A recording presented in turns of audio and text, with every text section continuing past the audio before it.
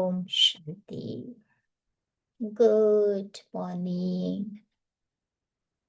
आज बाबा हम बच्चों का रूहानी श्रृंगार करने के लिए आए हैं।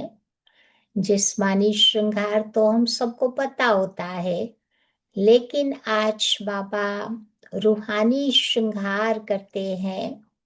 हम्म, जिस्मानी श्रृंगार वो बाबा कहते शरीर का होता, और रूहानी श्रृंगार आत्मा का होता है। वो श्रृंगार जीव आत्मा के द्वारा किया जाता है। मनुष्य आत्माएं शरीर को श्रृंगारती है, लेकिन आत्मा का श्रृंगार परमात्मा द्वारा किया जाता है। वो वाला जो श्रृंगार होता है वो कॉस्मेटिक्स का आधार लेकर के करते हैं, लेकिन बाबा जो श्रृंगार करते हैं कैसे करते हैं? ज्ञान और याद के द्वारा। ये रूहानी श्रृंगार होता है। वो जो जिस्मानी श्रृंगार करने के लिए नहीं, वो ब्यूटी पार्लर जाना पड़ता है, सलून में पैसे दे करके वो श्रृंगार करते हैं। लेकिन बाबा कहते हैं ये रूहानी श्रृंगार जब चाहे जहां चाहे फ्री में कर सकते हैं। कोई पैसा बाबा चार्ज नहीं करता इस श्रृंगार करने में। वो वाला जो जिस्मानी श्रृंगार वो टेम्पररी शारीरिक सुंदरता के लिए करते हैं। शादियों में आपने देखा होगा, या कोई खास फंक्शन होते हैं तो उस समय वो शरीर का श्रृंगार करने थोड़े टाइम के लिए वो श्रृंगार होगा, जिसके लिए कितना खर्चा करते हैं। परंतु ये जो बाबा आत्मा का श्रृंगार करते हैं, ये वाला श्रृंगार परमानेंट है और आंतरिक है, अंदर का श्रृंगार है। फिर बाबा कहते हैं कि जब दुनिया वाले वो वाला श्रृंगार करके आते हैं ना, तो जब लोग उनकी प्रशंसा करते हैं तब उनको खुशी होती है। भाई किसी ने मेरी महिमा करी, प्रशंसा करी। लेकिन ये वाला बाबा कहते श्रृंगार जो होता है सदैव आत्मा को आंतरिक खुशी का अनुभव कराता है। शारीरिक श्रृंगार टेम्पररी खुशी का अनुभव कराता, ये बाबा कहते निरंतर खुशी का अनुभव कराता। बाबा कहते जिस्मानी श्रृंगार से देखो शरीर सुंदर बनता, परंतु ये जो रूहानी श्रृंगार करते हैं उससे बाबा कहते हमारा स्वभाव, हमारे संस्कार सुंदर बन जाते हैं। बाबा कहते वो जिस्मानी श्रृंगार कभी कभी लोग करते हैं, तो बाबा कहते उसमें आपने देखा होगा कि कुदृष्टि का भी शिकार व्यक्ति हो जाता है। कुछ न कुछ गलत होता है उस दुनिया में।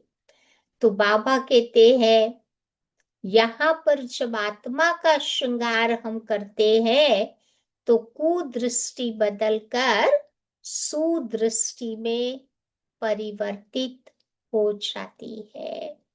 वो वाला श्रृंगार जिस्मानी श्रृंगार हमें माया के बंधन में फंसा देता है, क्योंकि उससे बॉडी कॉन्शियसनेस आएगी। देह अभिमान के कारण सारे विकार आएंगे, क्योंकि सभी विकारों का रूट तो देह अभिमान है ना। तो वो वाला श्रृंगार हमें माया के बंधन में और ही फंसा देता। लेकिन ये बाबा जो हमारी आत्मा का रूहानी श्रृंगार करते हैं, ये श्रृंगार सब प्रकार के माया के बंधनों से हमें मुक्त कर देता है। इसलिए आज बाबा थ्रू आउट मुरली में बार बार हमारा ध्यान खिंचवा रहे हैं कि हमें अपनी आत्मा का अलौकिक श्रृंगार करना है, रूहानी श्रृंगार करना है। तो रूहानी श्रृंगार कौन कौन सा है, कैसे करेंगे? तो बाबा कहते हैं कि जो माथे पर चिंदी लगाते हैं, वो चंदन समान खुशबू फैलाने वाली चिंदी, वो बिंदी का प्रतीक है। तिलक लगाते हैं ना, तो बाबा कहते दिव्य गुणों की खुशबू फैलाने वाली वो है। फिर बाबा कहते हैं कि वो ताज पहनाते हैं। ताज वो पवित्रता की लाइट का प्रतीक है कि हमें अपने जीवन में इस समय पवित्रता का ताज पहनना है, जिम्मेवारी का ताज पहनना है, जिस आधार से भविष्य में लाइट और माइट का ताज मिल जाएगा। फिर काजल डालते हैं, ये सदा रूहानियत या भाई भाई की स्मृति रहे, उसका काजल नैनों में डालना है। या फिर आपने देखा होगा कुंडल पहनते हैं, कान में पहनते हैं। तो वो सदा तुम ही से सुनो, तुम्हारा ही सुनो, इस प्रतिज्ञा को कान में डालने के कुंडल हमें पहनने हैं। या फिर नथनी पहनते हैं। वो काय का प्रतीक है कि मेरा तो एक बाप दूसरा न कोई, इस स्मृति की नाक में नथनी पहननी है। नन बट वन का यादगार है। फिर बाबा कहते वो चमक लाते हैं ना, चेहरे पर मेकअप करते हैं। या तो बाबा कहते सूरत में बाप दादा की सीरत का साक्षात्कार कराने वाली रूहानी हमारी पर्सनैलिटी होनी चाहिए। फिर वो लाली लगाते हैं, लिपस्टिक लगाते हैं, वो काय का प्रतीक है? तो बाबा कहते होठों पर मधुर बोल और मुस्कुराहट की लाली पहननी है। फिर गले में माला पहनते हैं। माला किसका प्रतीक है? कि मुझे विजयी रतन अभी बनना है, और जो विकारों पर विजय प्राप्त कराने वाली वैजंती माला है, उस माला का मणका मुझे बनना है। फिर आपने देखा होगा अंगूठी पहनते हैं। तो अंगूठी काय की निशानी है?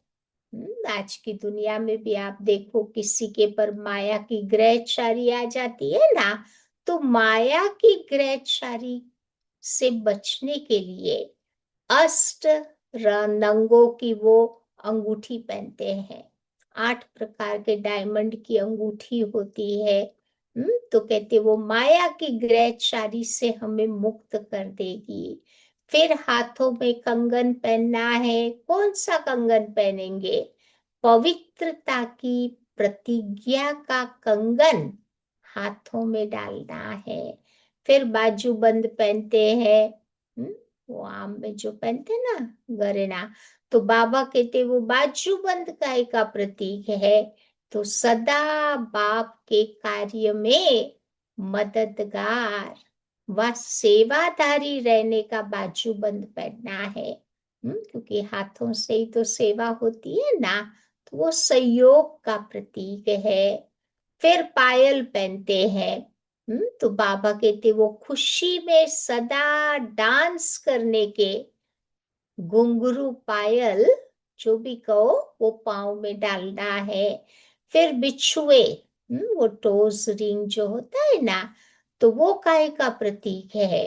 हम्म तो वो बाबा के कदम के पीछे कदम रखने व सदा बाबा की श्रीमत पर चलने के बिछुए पहनने हैं। फिर वो कमर बेल्ट पहनते हैं। तो बाबा कहते वो कमर बेल्ट वो दृढ़ता का प्रतीक है। मुझे अपने जीवन में ऐसी दृढ़ता लानी है, प्राण जाए पर वचन न जाए। तो ऐसी जहां पर दृढ़ता होती है, वहां सफलता हमारा साथ जरूर देती है। तभी तो कहते हैं ना कि determination is the key for success. सफल व्यक्ति जो दुनिया में है, किस आधार से सफल होता है? ये दृढ़ता की शक्ति के द्वारा। और एक लास्ट बात बाबा बताते हैं कि ड्रेस कौन सी पहनी है।